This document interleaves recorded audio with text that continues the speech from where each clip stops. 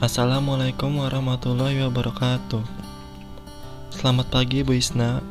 Perkenalkan, nama saya Adam Satria Pratama Nasution, NIM akhir 30164 dari kelas Budidaya Aneka Ternak dan Hewan Lab B.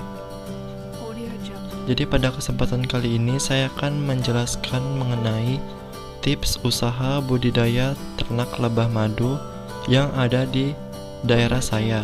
Menurut peternak lebah madu yang saya wawancara, terdapat beberapa tips untuk memulai usaha budidaya ternak lebah madu.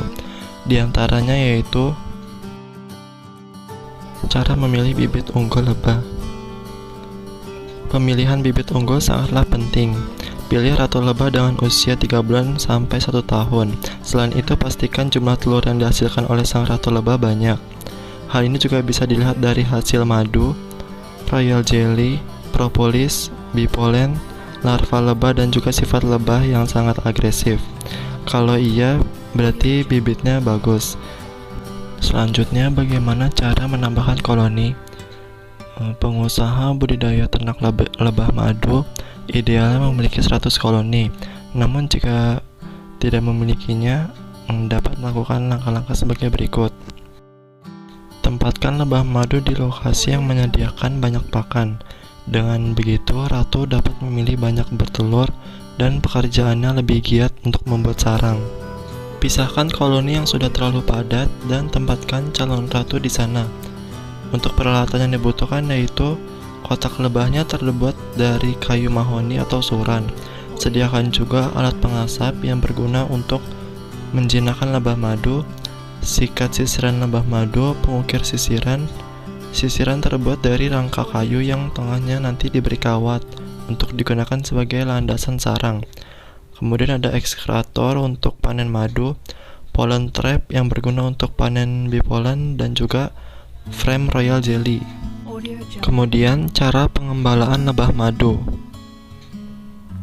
Di bulan Mei hingga September, para peternak lebah madu biasanya akan mengembalakan lebah madu mereka ke perkebunan yang ada pakan untuk lebah madu mereka. Para peternak di Pulau Jawa biasanya mengembalakan lebah madu mereka ke perkebunan rambutan, jeruk, mangga, lengkeng, dan kopi.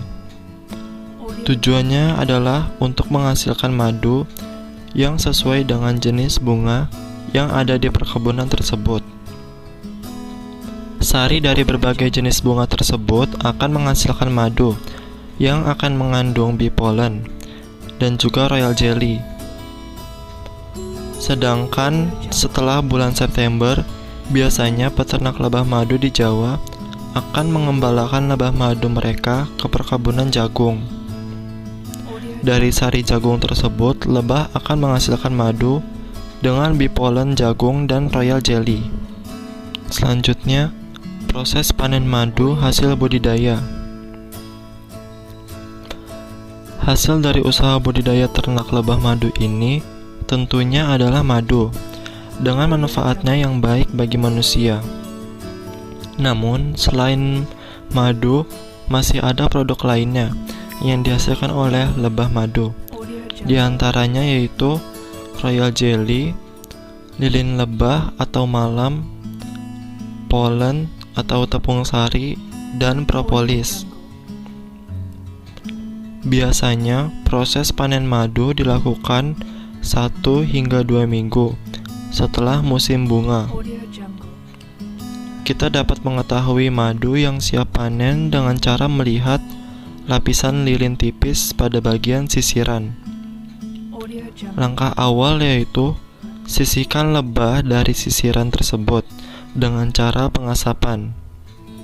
Setelah itu, keluarkan sisiran dari kotak dan kupas madu yang ada di bagian sisiran tersebut dengan menggunakan pisau. Sisiran yang telah dikupas kemudian diekstraksi di dalam ekstraktor, lalu dilakukan penyaringan madu.